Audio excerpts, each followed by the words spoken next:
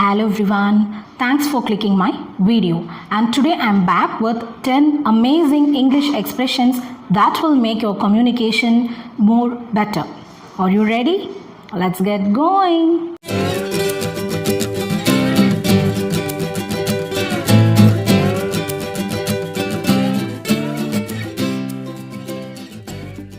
Welcome back. If you are visiting my channel for the first time, then don't forget to hit the like button and press the bell icon next to the subscribe button. Now let's move on to the lesson. Expression number 1 is avan oru vettu vettu அப்படினு சொல்லுவோம் இல்லையா. How to say this in English? He is an empty suit.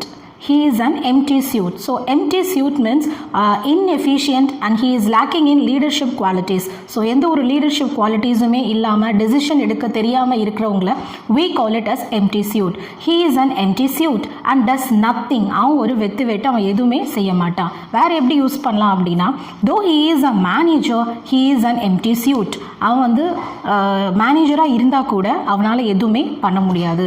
He is an empty suit அப்படின்னு சொல்லலாம். Expression number 2 is அவன் ஒரு idea மணி அப்படின்லாம் சொல்லுவோம் இல்லையா. ஒரு குரூப் இருந்தால் ஐடியா கொடுக்கறதுக்கே ஒரு பர்சன் வந்து இருப்பாங்க.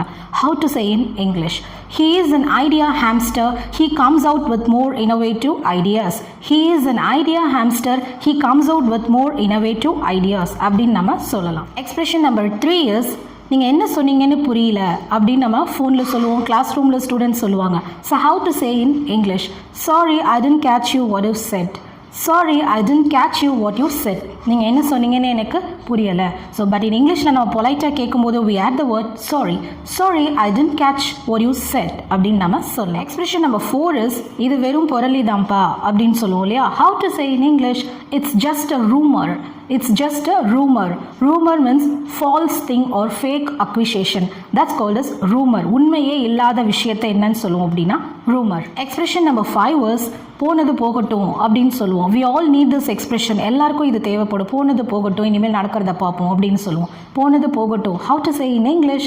Let bygones be bygones. Let bygones be bygones அப்படின்னு சொல்லலாம். Expression number 6 is அவன் தலைமறைவாயிட்டான் அப்படின்னு சொல்லணும். He absconded.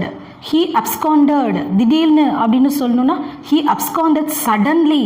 He absconded suddenly அப்படின்னு சொல்லலாம். Expression number 7 is இது புத்தம் புதுசு அப்படின்னு சொல்லுவோம். ஏய் இது என்னப்பா வாட்ச் பழசு மாதிரி தெரியுதே அப்படின்னு சொன்னால் உடனே சொல்லுவோம், ஏய் இது புத்தம் புதுசு அப்படின்னு சொல்லுவோம். How to say in English? It's brand new. It's brand new அப்படின்னு சொல்லலாம். எக்ஸ்பிரஷன் நம்பர் 8 is அவன் கையும் களவுமா மாட்டிக்கிட்டான் அப்படின்னு சொல்லணும். He has caught red-handed. He has caught red-handed. Red-handed is an idiom to say கையும் களவுமா மாட்டிக்கிட்டான் அப்படின்னு சொல்றதுக்கு we can use this idiom. He has caught red-handed. Expression number 9 is யாரையும் சிறுமைப்படுத்தாத. அவங்களோட குவாலிட்டிஸை முடியாமையை வச்சு என்ன செய்யக்கூடாது, யாரையும் சிறுமைப்படுத்தாத அப்படின்னு சொல்லணும். How to say in English? Don't belittle anyone. Don't belittle anyone. Belittle means சிறுமைப்படுத்துறது, underestimate பண்ணுறது. That is belittle. Expression number 10 is என் கால்கள் மரத்து போயிடுச்சு அப்படின்னு சொல்லணும். My legs are numb. My legs are numb அப்படின்னு சொல்லலாம். Past tenseல சொல்லணும்னா my legs were numb. My legs were numb. I hope that all these 10 expressions are very useful to you. Start using these expressions and make your communication better. I'll catch you with another interesting lesson on Friday vocabulary. Until then, bye-bye.